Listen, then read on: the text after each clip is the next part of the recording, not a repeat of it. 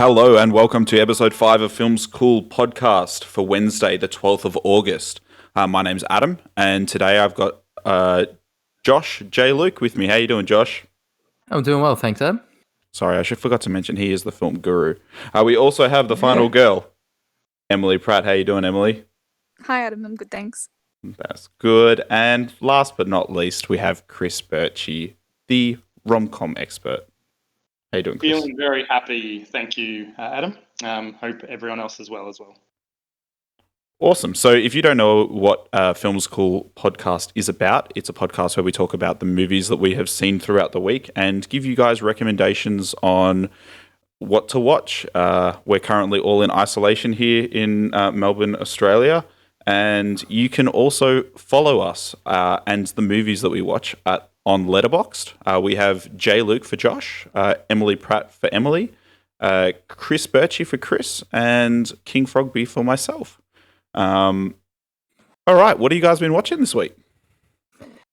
Well, on that Letterboxd segue, I logged my 300th Letterboxd review this week, so quite the occasion. Oh, thanks, guys. Congratulations. It was a lot of hard work. So I decided to rewatch Assault on Precinct 13, which is a 1976 action thriller written, directed, scored, and edited by my favourite filmmaker of all time, John Carpenter.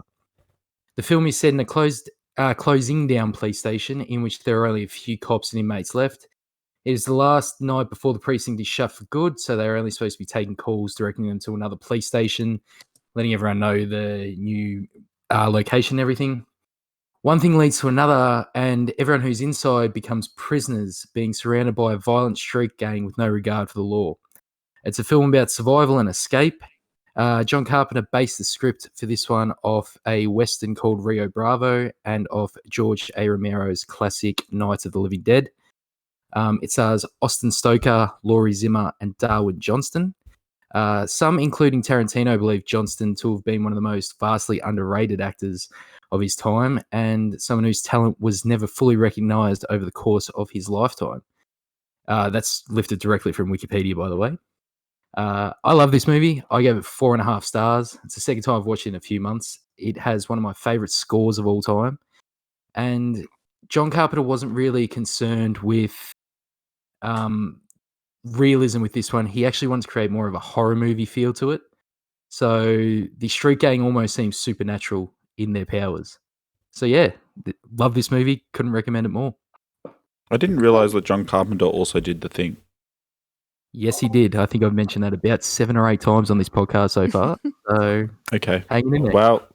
Yep, clearly listening really, really intently. I'm currently wearing a The Thing t-shirt, so I'll mention that as well. All right, Emily, what did you watch this week? Okay, so I've watched quite a few movies this week, but one of the ones that I watched was Dead Poets Society, so from 1989.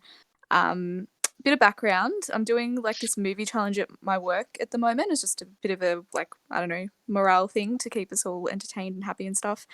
And the prompt I got was to choose a movie that I've always wanted to watch but never had a chance to. So I decided to go with Dead Poets Society because A, Robin Williams, B, I'm an English teacher, so I thought it might be inspiring, and C, Robin Williams, okay? So all of this was based on this following plot summary which I read, okay? So John Keating, a progressive English teacher, tries to encourage his students to break free from the norm, go against the status quo, and live life unapologetically. So it sounds pretty good, am I right? Are you having quarter-life crisis, Emily? It sounds like a movie that I would enjoy watching. Keep going. Yes, I thought that too, but I was quite surprised as I watched this and found out that it was anything but inspiring, and I actually really disliked it, like strongly disliked this movie, okay? And I feel bad saying that because like Robin Williams is like quite really good in it, as he is in pretty much everything he does. On that note, fun fact, well actually it's not fun at all, but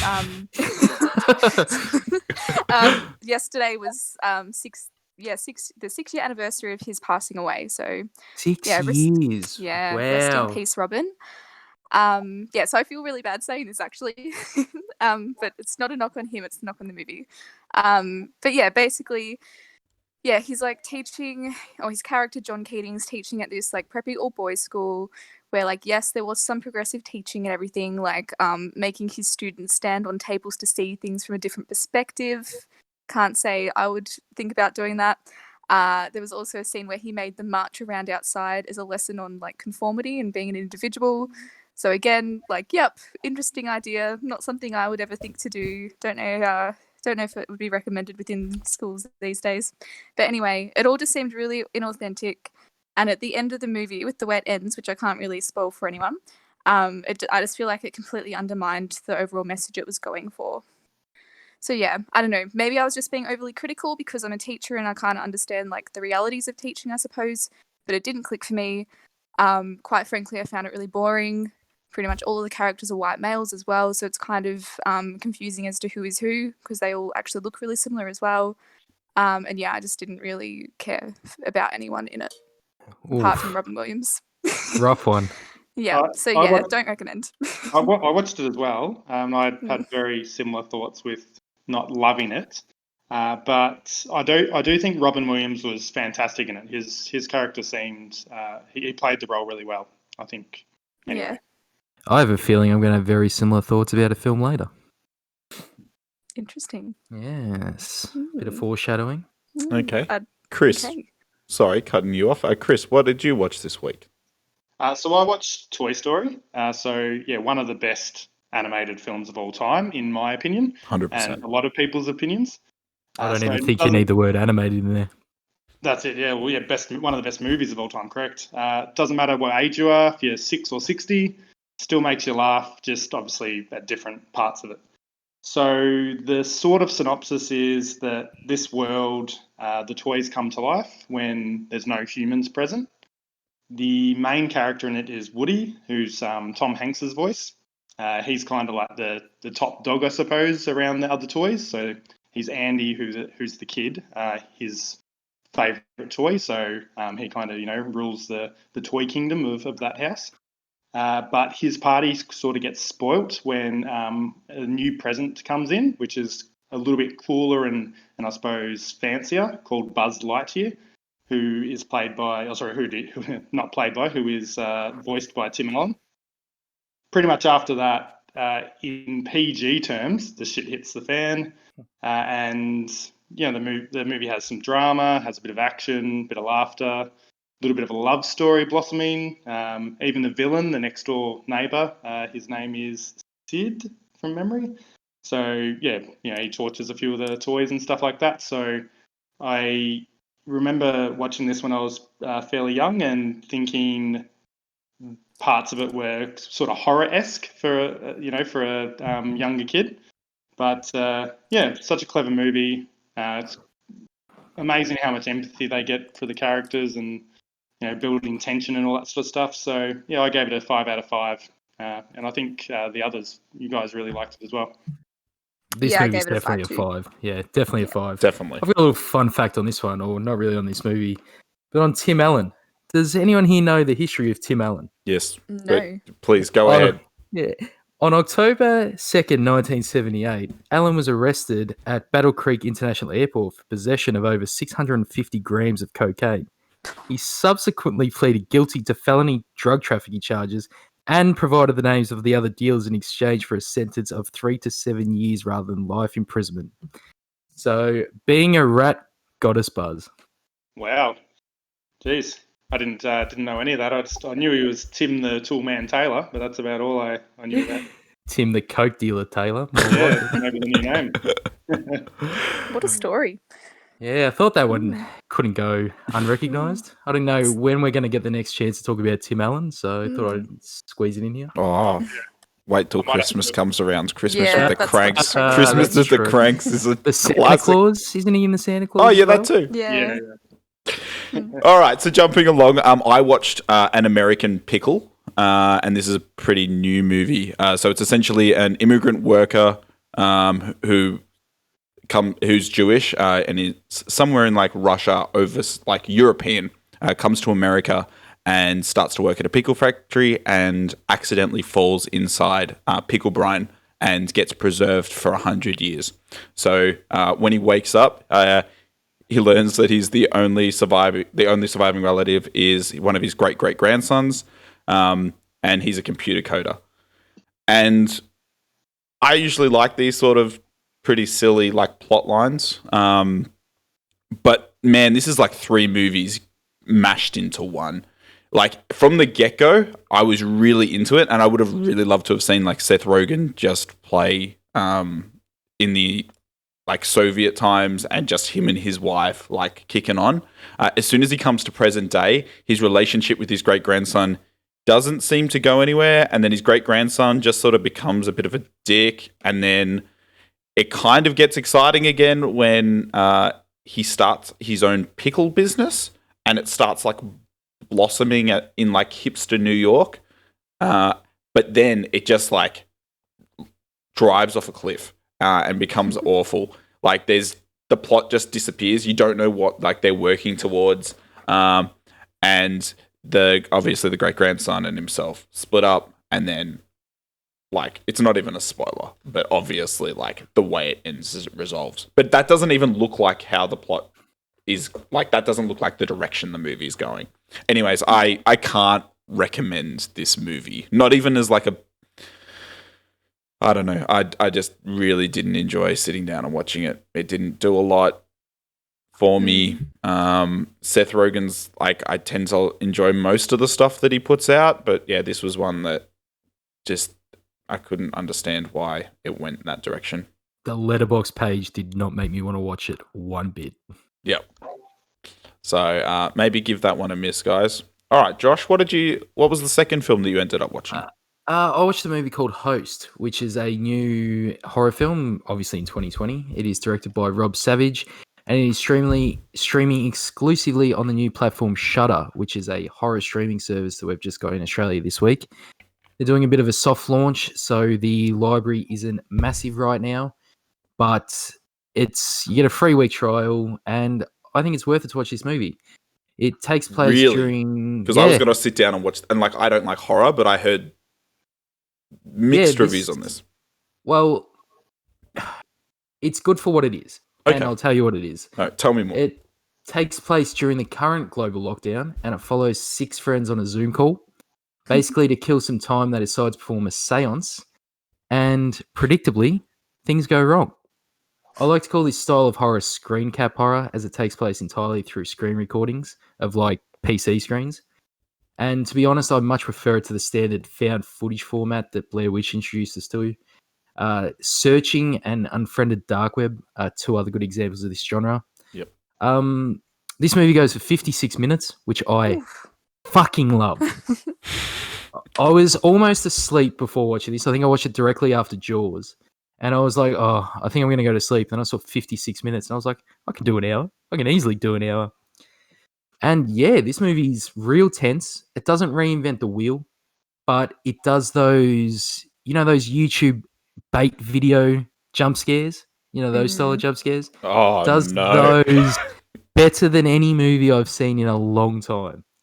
It's a really good, tense time. Again, nothing new, but they do everything really well. And I gave it 3.5 stars. Sounds like something I will be checking out. You will like it, and you will jump quite a bit. I'll also check this out and report back. Yeah, for a 3 weeks trial, it's definitely worth getting. It's very much for genre fans who don't mind watching a bad horror movie now and then. But if this is the quality they're going to give us on their exclusives, then I can see myself keeping it for a month or 2. Yeah, cool. Emily. Following on from that, I also am going to be talking about a horror movie. I'm going to be talking about The Babadook as my second movie. Babadook. That was creepy. I hope so. So yeah, it's a 2014 Australian psychological horror film. And it was the directorial debut of the director Jennifer Kent. So and pretty much it's about this single mother and her 6-year-old son who are still suffering from the loss of their husband or father, who died in a car crash as the mother was on the way to the hospital to have her son. So pretty traumatic. The son, as a result, he's got some emotional sort of issues, and he's really intent on protecting his mother from monsters and things, because obviously he is quite worried about losing her too.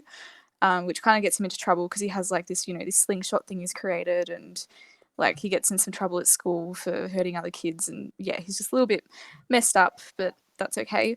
And anyway, basically they one night reading a bedtime story of this really eerie book that's randomly found its way onto their bookshelf, and it's called The Babadook. And yeah, from there on, the son becomes convinced that there's actually a monster in the house, which is the Babadook. And yeah, paranoia and sinister events ensue from there. And yeah, I actually really loved it. It was like really good, not your typical sort of horror movie because it was more psychological. Em's just dropped out there. So, did you watch this as well, Kris? Yeah. Yeah, I watched it as well. It definitely isn't your sort of typical, as Emily was saying, psychological thriller or horror. It's got a real sort of cryptic message behind it, linking the Babadook to, the overhanging or sort of lingering presence of sadness and depression that can be on you. Or grief. Sorry, grief was what I was more going for. I found it quite interesting, the actual sort of underlying sort of thoughts of the Babadook. The thing that was like really creepy too, there's the book which has the Babadook in it, and some of the scenes with that in it, it's real creepy. It'd be great to have it around like a campfire and pull it out at midnight and scare people with it. Absolutely. I hope they actually make some copies of it one day. One of those like Etsy companies or something, because it looked real cool. Yeah, I wouldn't mind having a copy myself. Yeah, for sure. When it reappears, especially too, that scene when they're opening it up, it's quite graphic for a cartoon or a kids so-called book. Sorry, guys. That's okay. Did you find this movie was quite ahead of its time? I know it's only 6 years old, but it feels very, very modern horror, like what we've seen in the last few years, potentially. Yeah, I would say that. It doesn't feel like the typical, I was going to say like 2010s horror, but I don't know, early thousands, which it's not, so I don't know what I'm saying. It fits in with more the Ari Aster, Jordan Peele era of horror rather than the Ring era of horror. Yep. Yeah, I do agree. Looks like we're a little influential in Australia then as well. Have we talked about how the Babadook's become a gay icon as well? We have not. Please enlighten us.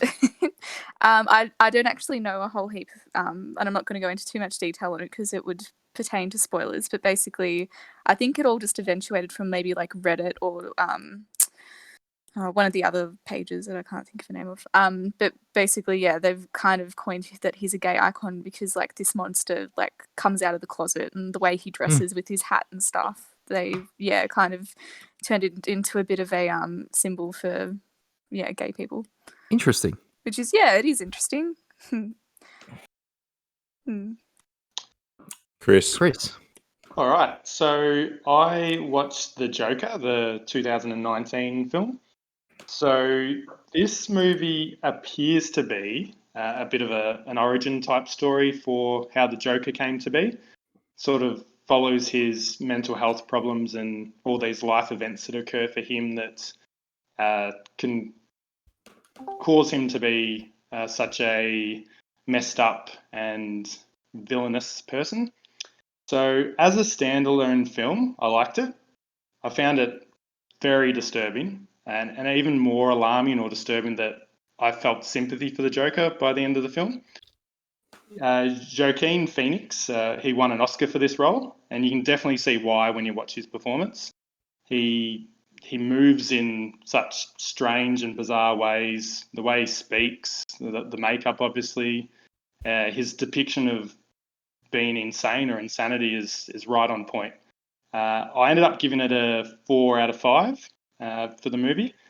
I had a bit of research on it just to look at, because I'm not a massive comic book fan, but I am a fan of watching DC movies and Marvel and all that sort of thing. But it looks like, from what I could appear, there's some mixed reviews because potentially some diehard comic book fans don't think it's true to the actual backstory or the story that's evolved. I don't know enough about it, so I can't really comment too much, but does anyone else know anything about that at all? I would like to interject really quickly and say, so just for our listeners, so this is a movie that each of us have seen. Mhm. the disparity between our ratings. Okay, so I gave this a 3.5. Mhm. Kris gave this a 4. Adam gave this a 5. Mhm. Joshua gave this a 2. I did, yes. Hmm. I Yeah, really don't like this movie. Yeah, you don't like can't it. stand it. Why? No, Why don't you hate like it?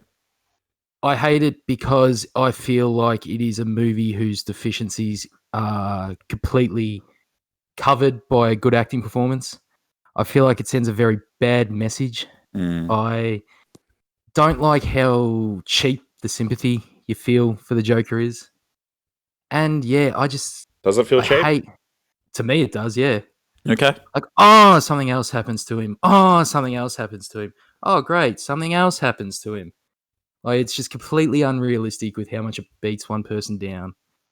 And it's just bleak. Made me feel bad watching it. I I didn't think like how none of the characters were sort of punished for their actions. okay. I think Yeah. like my error of disbelief is because obviously it's like set in a comic book world.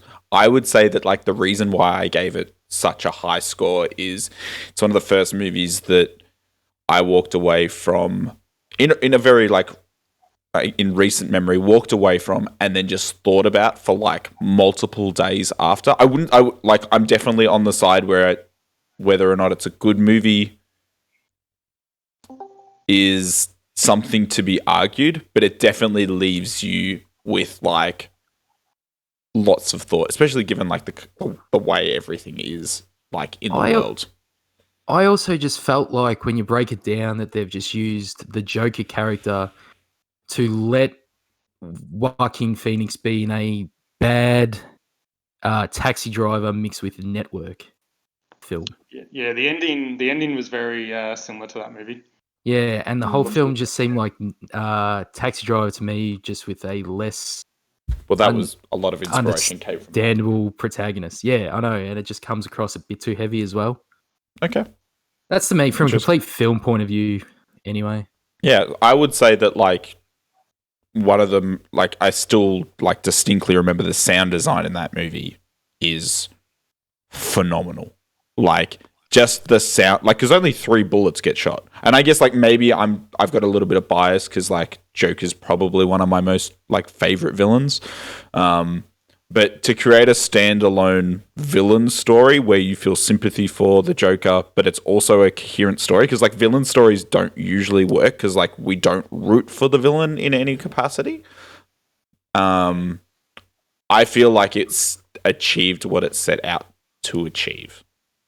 But do you think, this is just a question, do you think could almost, if you took out the character of the Joker and just made him any other character and had everything exactly the same, could it pass for a non-DC film? I would say no.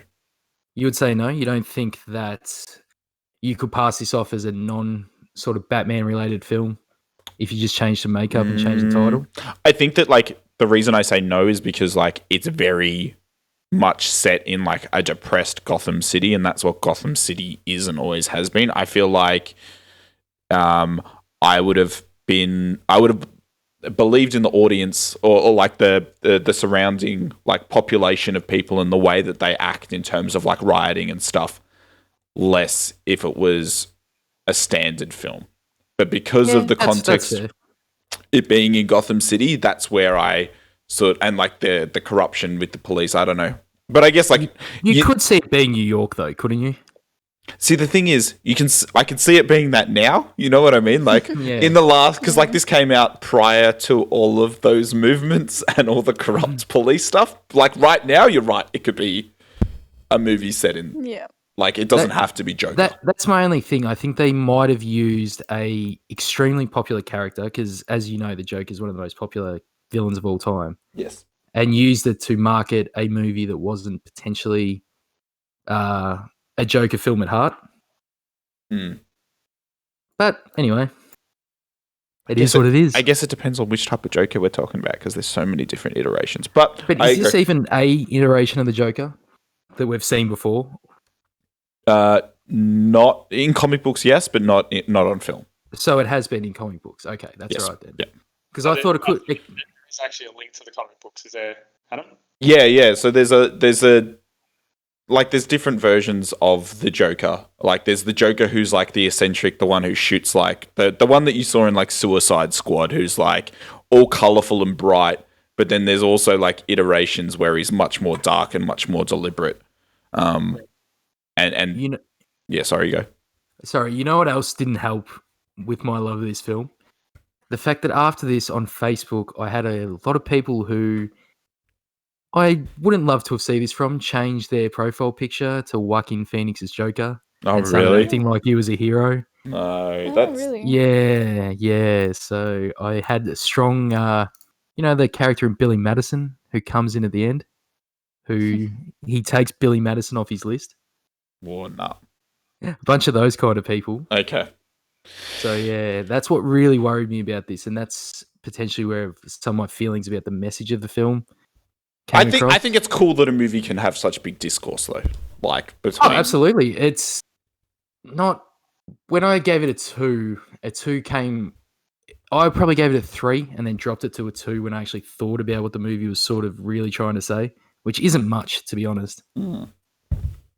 Anyway. All right. Anyways, I'm going to brighten the mood up a bit, and I'm going to talk about Liam Neeson's latest movie, Made in Italy.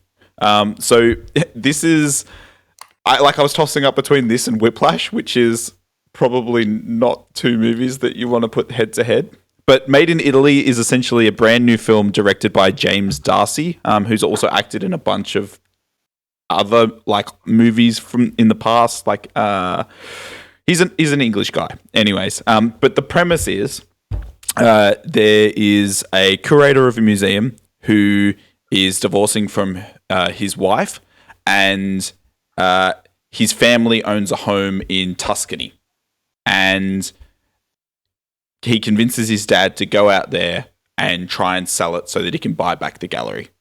And it doesn't do anything spectacular. It's just a charming movie. It's one of the few movies that I can think of in recent times that I've watched where there is no sex scenes, there's no violence, there's no guns. It's essentially just I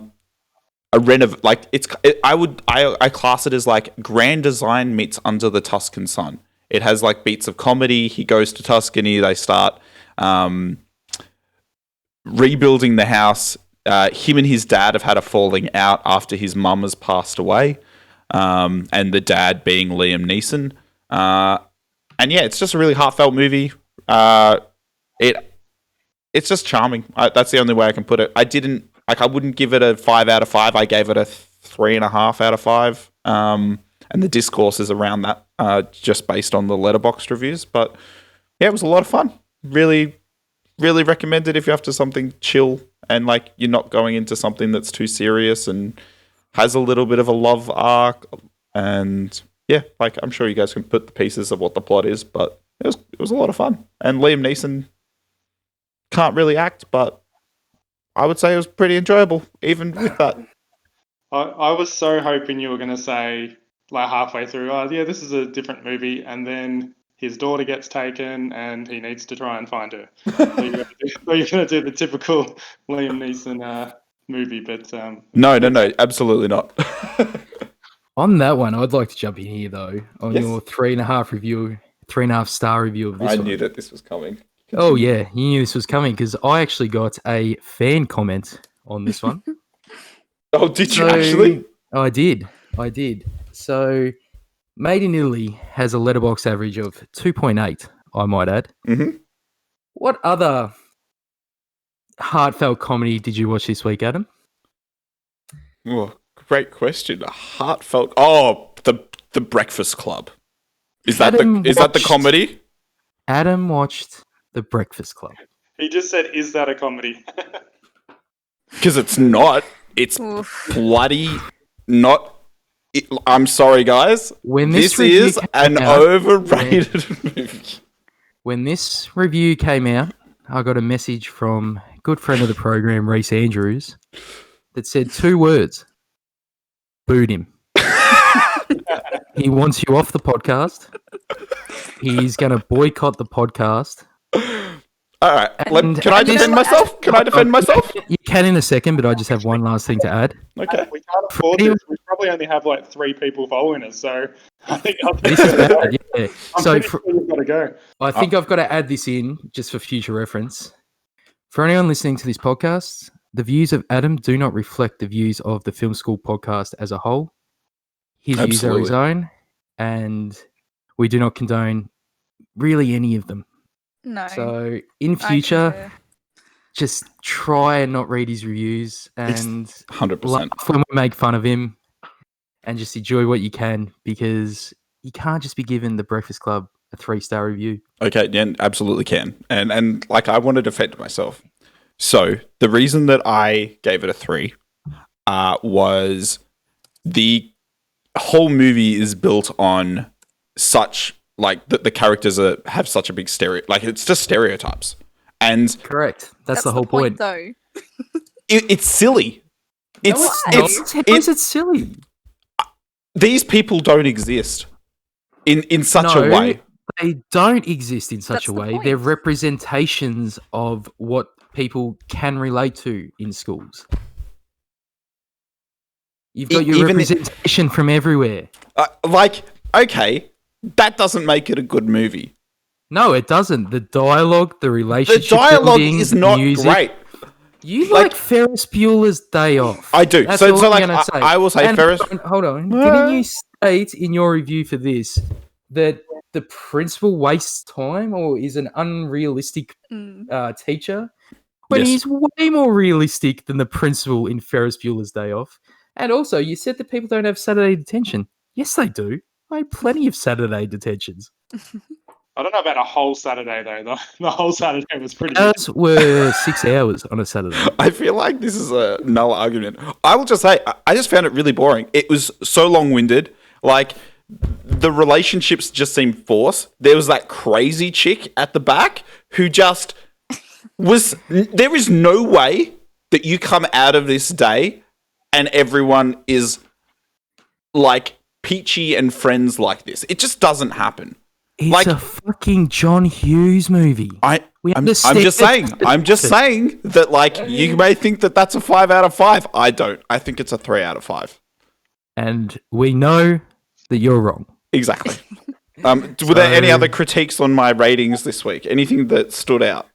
Not this week, but I'm sure we'll get plenty in the future. Okay. Yeah, I look forward to terribly defending them. I'll be honest with you. It was terrible. Yeah. I really wish that I had written. Next time, like, I need you guys to warn me, and I'll write down more notes as to my arguments. All right. If you need time to prepare, then you know you're wrong, because that just came off the top of my dome. Anyway, it's not a good movie. Next, let's move on. This week we also watched a couple of movies as a group. So one of those is 3 Billboards Out of Ebbing, Missouri, and this is our, I guess, pre-big topic movie.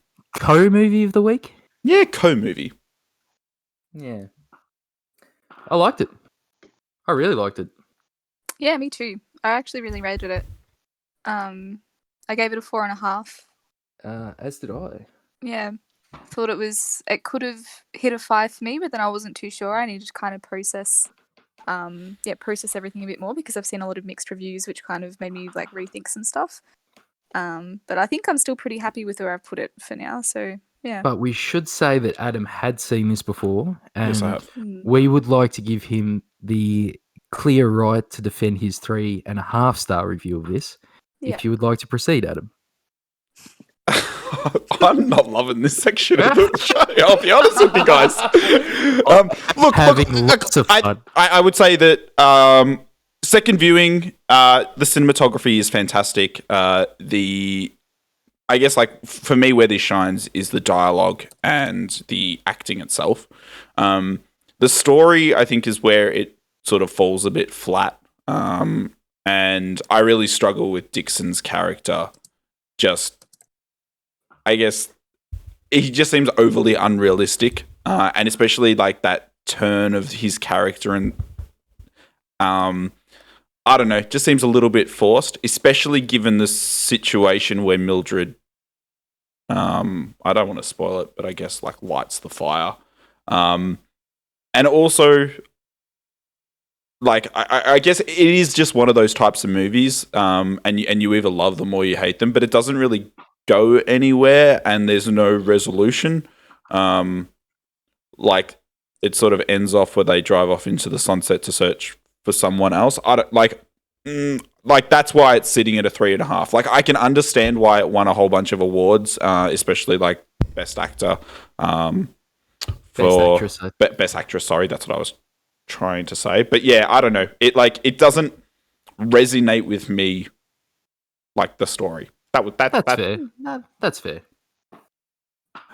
I quite liked the way it was just kind of like an exploration of all those different sort of like themes, I suppose, and I found it really like socially and culturally relevant for the times, especially like even more so now. Like that came out last year, and I feel like even just within 2020, like there's a lot of 2017. 3 years ago. 2017. Yep. Oh well, there you go. Yep. And best actress was bad. Frances McDormand. Sorry. Yeah. The greatest actress of all time, potentially. Yeah, she's pretty solid. Yeah. Yeah. Kris, any thoughts? I'm on board what Emily was saying there. Just and I kind of do understand what Adam was saying too. With is it Officer Dixon? Was that his name? Yeah, Sam Rockwell's character. Yeah. So there's a massive transformation in his character, and I think it's good in terms of providing a message that even an old dog can learn new tricks type thing. So that sort of transformation in their beliefs and ways of behaving. However, I do agree that it is a massive transformation in a short amount of time. So I kind of see both sides to that. There is one part the part about that I liked, and again, it's sort of going to a bit of a spoiler, is how he loses his job. And I'm glad he just doesn't get it back. Yeah. If you know what I mean? Like, yeah, they push the idea that an old dog can change, but he's not just forgiven for his actions and forgiven for the way he is before. And I think that sends quite a good message about education and the healing that does need to go on. So that's why I thought the message was kind of good in a way. Yeah, I agree, because I know that some of the criticisms I read were about how it's kind of like, turning it around and being like, oh yeah, this racist has changed and now he's good. So like, and people didn't like that. But I thought it was a positive because it's kind of showing that like, yes, people can change, as we've already kind of spoken about. Because that's what I was saying. Like, you can't just kill all the people who've once held racist beliefs. Like, yeah, I agree. Don't have them in positions of power at police stations, but like, we can't just get rid of them. So education is better than nothing. Yeah, for sure. Yeah, and those people should be able to, try to redeem themselves as best as they can. But as you said, they can't just be given, more enforcement. You've done one good thing now. We'll give you your job back. Like it needs to be a long process. But apart from that, I would say that it's definitely worth a watch. Yeah, all of Martin McDonagh's films are worth a watch. He's a fantastic writer, especially, which is what I always get out of his films. And he's a very, very good filmmaker as well. So definitely gets a recommend. I love the one shot that they do with Sam Rockwell's character. I don't know if you guys noticed that, but there's this one shot that they do that lasts maybe 4 or 5 minutes where they walk. Anyways, it's fantastic. Definitely check out the movie. Only watch it once, though. Yeah, only watch it once. All right, let's move on, shall we, to the big topic of the week. Thanks for the jingle again, Emily. Really appreciate it. The movie this week is Jaws, the 1975 flick directed by Steven Spielberg and based off Peter Benchley's novel that came out in 1947. It started the summer blockbuster. It had a budget of $9 million and a box office of $470 million. What a return. Like the biggest returns. It includes scores by John Williams, and that is probably the coolest score in film. I would say one of them, or most influential. Definitely up there. Definitely one of the most influential. It's not my favorite, but even because getting sidetracked. This is my first time actually watching Jaws as a whole, and it's surprising how effective the score still is, despite being so iconic. Yes. Yep. Continue. That's actually all I've got. So, do you want to take it away with the plot? I suppose I can. It's a pretty simple plot. We've got a beach town it's Amity Island, I believe, is it? Yeah, Amity Island. Yep. And they're very much a holiday summer town that people come to. And they have a shark attack at the beach.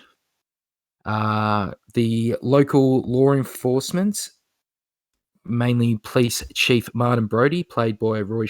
How do you pronounce his last name? Shader. Shader Doesn't is matter. how I would. Shader. Yeah, that sounds good enough. He wants to close down the beach, but the mayor definitely does not want that on holiday season. He's all about the profits. He's all about the economy. So he wants the beach to stay open.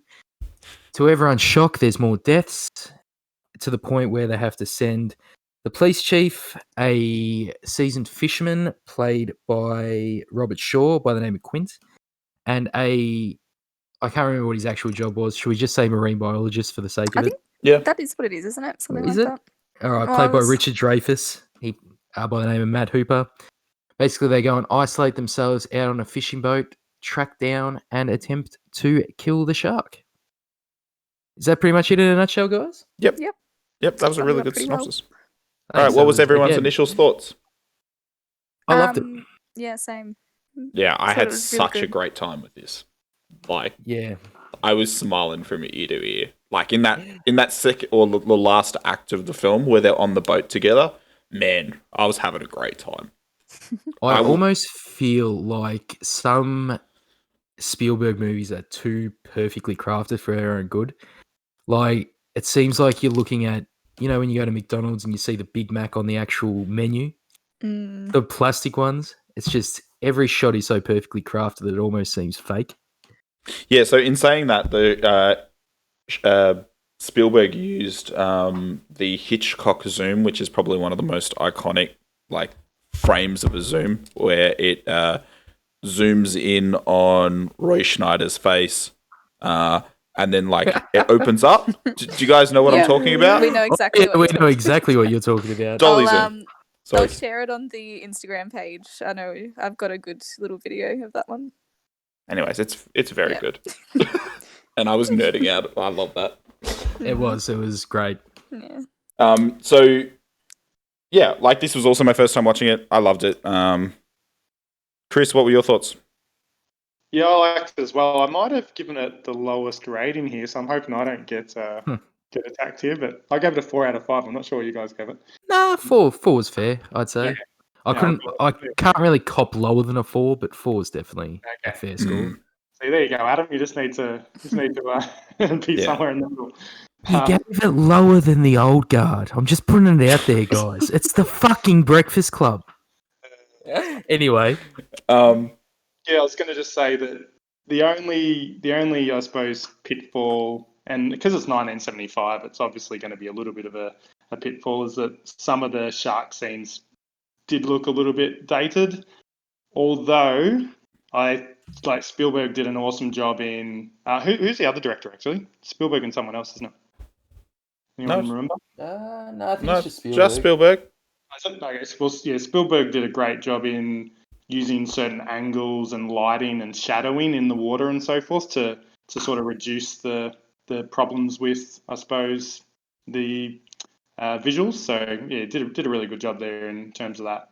And yeah, so it's just a big. I big know they had heaps of issues with the mechanical shark, and it actually caused him to use it less, which in turn I felt made the movie a whole lot better. Yeah. Absolutely. It was so much more so suspenseful. Yeah, correct. It gave you, I don't know if you've seen any of the old Godzilla movies, Adam, the Japanese ones, but you really don't see Godzilla that much throughout a lot of them. And that's sort of where the joy of them comes from. It makes it an actual big deal when you do get to see the monster. And yeah, I definitely felt like that was good here. Yeah. Matt, I will say they got me with quite a number of jump scares in this film. Really? Same. Yep, Oh, same, Adam. you gotta understand, I was watching this late at night. Like, I started at 10, finished by 12, and I reckon I jumped multiple times. The big one was the severed head that Yep. they get to in the boat. Fun fact about that was actually shot 6 months after they finished production and shooting of this movie in one of the pools of, I guess, one of the crew members. One of the pools. Because they've all got pools. They definitely would after this film when it came out. Oh, absolutely. In the final scenes of the film, the boat actually sank on set, and they weren't planning for it to sink. So they had to spend a whole day like rescuing it from under the ocean and trying to re-erect it. I'm just going to start spouting some extra fun facts while I'm here. Is there a fact I'll jump in. There's a fact that I read, and I hope you've got this fact here because I don't really have a cleanup of it. But Hooper's character originally was supposed to die, was he not? Oh. Oh, I didn't have this written. Yeah, No. okay. So I believe that there was actually a shark attack somewhere around the globe around when this came out, and I believe it might have been, say, a marine biologist or the similar job that died. So they thought it would be insensitive to have him die at the end of the film. So that's why he sort of disappears for that little bit and just comes back up at the end. Interesting. That's really cool. Hmm. So Bruce was the name of the animatronic shark, and it was named after Spielberg's lawyer, entertainment lawyer. And as an homage to that, in the great Pixar film Finding Nemo, the shark was named Bruce as well. Oh, there you go. Hi, Bruce. Fish are friends, not food. Man, that's a good movie. That is a good movie. Not as good as Toy Story, I will state that, but it's a very good movie. I guess the only other like fact that I had, but it's not super fun, was that Shaw was often Shaw being the old drunken boat captain, was often drunk on set, and him and Richard Dreyfuss would clash heads, which meant that like that scene where they're like showing off in the boat, apparently The scars? the scars are so much more impactful, Steven Spielberg said. I could definitely see that. I could definitely sense some tension there. Oh, actually, I thought it was acting though, so it worked well. excellent acting. Hmm. Can I just say about this film, because I'd never watched it as a whole, I'd had all the scenes that happen on the boat I'd seen before just through sort of pop culture. But I found all the scenes before they got on the boat really gripping. Like, it's a really good movie outside the iconic like boat scenes. Yeah. And I actually felt like the first time the film dipped was when they got on the boat for the first time. Yeah, I agree. I think that's where it's lost the mark for me. That's where it lost the half a star for me.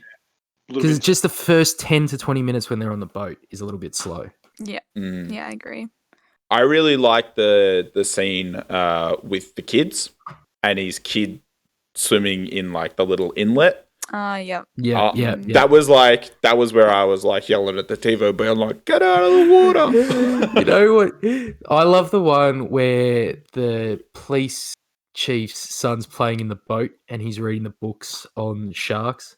And he's yelling at him to get out, and the mum's like, "Oh, don't be stupid! Let him stay." And she looks at the book and she sees the broken boat from the shark, and she's like, "The water!" Yeah. Your father said. It was a very quick change, wasn't it? From Yeah. it's all good, it's all good. Now get Like out of that- the water. Listen to Such your body. Spielberg humor. Fantastic. Any It was final funny, thoughts? like- Sorry, you go. I was just gonna say it was like funny, like watching it, right? Because like, you know, the shark's kind of like the villain, but also it's not in the wrong at all because like the humans are the ones that have invaded its habitat. So like, I kind of felt kind of guilty when I was like, oh, I like want them to, you know, get the shark so that people don't die, but also like, you know, they're killing this poor innocent animal. Like, I'll jump in on this one because I actually had part of this in my review. I have always held the belief that I hold no sympathy for anyone who has ever been attacked by a shark, ever. Anyone who's swimming in any beach, I don't care how far out it is, if you get attacked by a shark, it's your own fault. If you get attacked by a shark at the supermarket or in your car or at work, I'll have all the sympathy in the world for you. But if you are in a body of water and get attacked by a shark, look, mate, you don't go to the jungle and then complain you got attacked by a lion. It's the same thing. Yeah. Yep. I wrote in my review something similar. I just said, pretty simple message here. If you enter someone's home uninvited, shit might get real. As a scuba diver, I vehemently disagree with that. In what sense? What right do you have to the water? Well, like, I know that Emily's laughing at the way that I pronounce that word. I can tell. Yeah, vehemently. Thank you. I just knew it. I knew it. Like, we share lands with animals. Like, come on. We don't share but land with sharks. We don't need. We know our how to habitat swim. isn't water though. No, Just we. because we know, we I have to don't- learn how to swim. Well, yeah, like- that's true. We Look, learned to swim. I'm just full of bad takes, all right? I will Terrible say, take. so Spielberg has said on the record quite a number of years after filming Jaws that he feels like he did sharks dirty because they're not all dangerous creatures. The great white is, but Didn't they? Wasn't there something about this where every single shark attack around the world was reported after Jaws?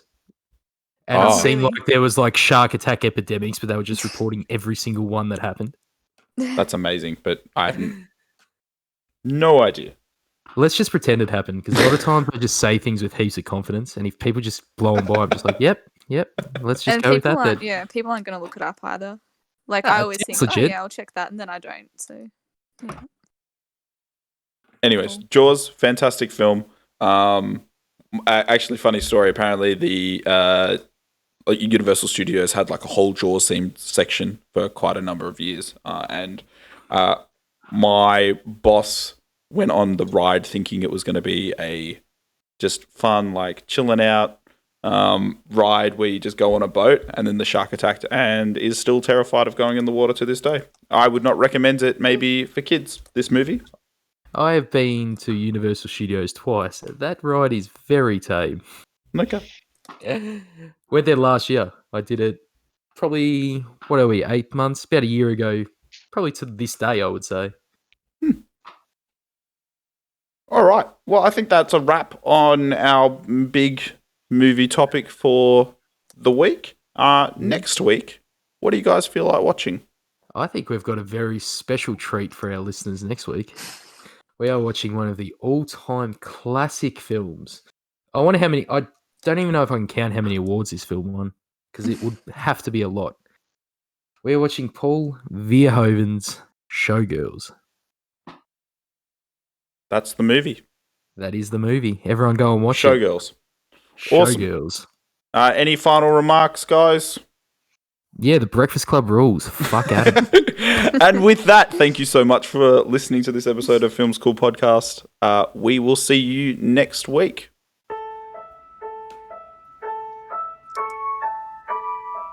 Also, I will say, Breakfast Club is 100% overrated.